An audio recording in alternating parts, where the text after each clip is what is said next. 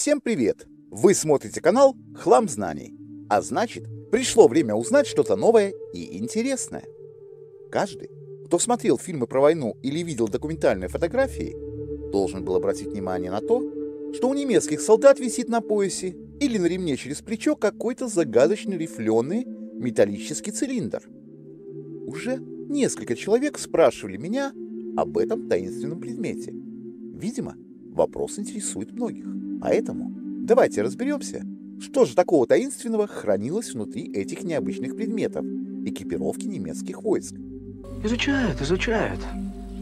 Оказывается, эти загадочные цилиндры, газбаки, имели вполне практичное назначение. Они служили футлярами для ношения газмаск. Проще говоря, противогазов немецких военнослужащих. Еще с начала войны все стороны конфликта, помня о прошлом опыте Первой мировой, снова ожидали массированного применения химического оружия. И каждый солдат должен был иметь надежное средство защиты от отравляющих газов. Именно для этого и были разработаны эти металлические контейнеры, в которых немецкие бойцы носили свои противогазы. В немецкой армии использовались три модели противогазов, так называемые газмаски, образца 24-го, 30-го и 38-го годов. Противогазы 24-го года и чехлы к нему использовались в ограниченном количестве и только личным составом армии резерва. Противогазы 30-го и 38-го были одинаковой конструкции, но модель 30-го изготавливалась из прорезиненной ткани и кожи, тогда как противогаз 38-го был целиком из резины. Оба этих противогаза использовали круглый фильтр на рыльце маски. Выпускалось несколько вариантов фильтров цвета фельдграу, включая специальные, устойчивые к тропическим условиям модели. Для солдат со слабым зрением также предусматривались специальные очки, которые можно было закрепить внутри маски. Кроме противогаза, в газбаке находились сменные фильтры с винтовым креплением, медикаменты в виде жидкости и порошка для нейтрализации воздействия отравляющих веществ.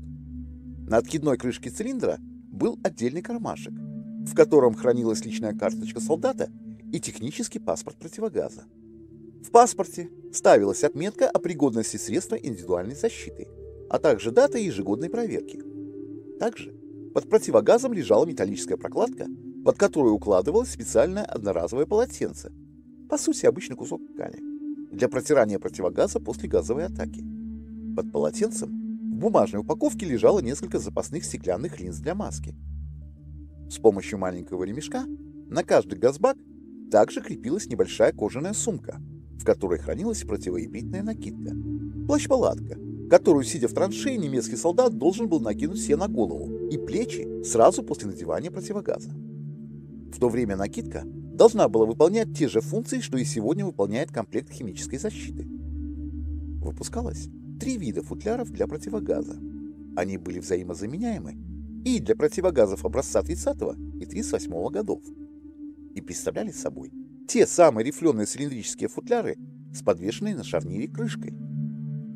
Крышка пристегивалась пружинным шпингалетом на ремешке из тесьмы.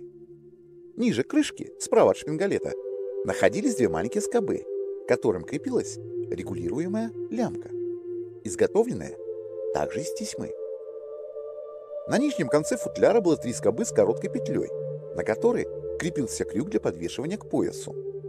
Интересно, что в 1941 году конструкторы даже увеличили длину этих футляров на 2,5 см, чтобы противогаз помещался в них еще лучше. В апреле 1942 года было приказано, чтобы короткие футляры выдавались частям армии резерва вместо футляров 30-го года, а футляры удлиненной формы поступали только в действующую армию.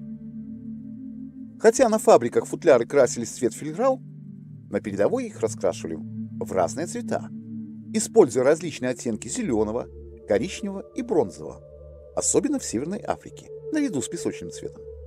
Зимой футляры для противогазов иногда красили белой краской.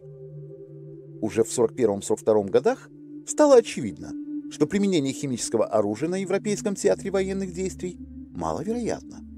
И в этих удобных, водонепроницаемых контейнерах фрицы начали носить совсем уже другие вещи, более нужные нелегкой военно-полевой жизни на фронте. Например, туда клали дополнительные патроны, мыльно-рыльные принадлежности, бритвы, спички и сигареты, медикаменты или на марше даже запас воды. Немецкие офицеры помещали в газбаки шоколад и конфеты, а также спиртные напитки и фляжки с коньячком. Получается, что эти газбаки стали весьма универсальными и незаменимыми предметами экипировки немецких солдат. Кстати, потому как солдат носил свой противогазный контейнер, можно было даже определить его принадлежность к определенному роду войск. Так, мотоциклисты и пехотинцы чаще всего крепили газбак на груди, чтобы удобнее маршировать или ехать на мотоцикле. Танкисты и горные егеря носили свои тубы на спине наподобие рюкзака, а обозники на левом или на правом бедре. Такие небольшие детали порой говорили о многом.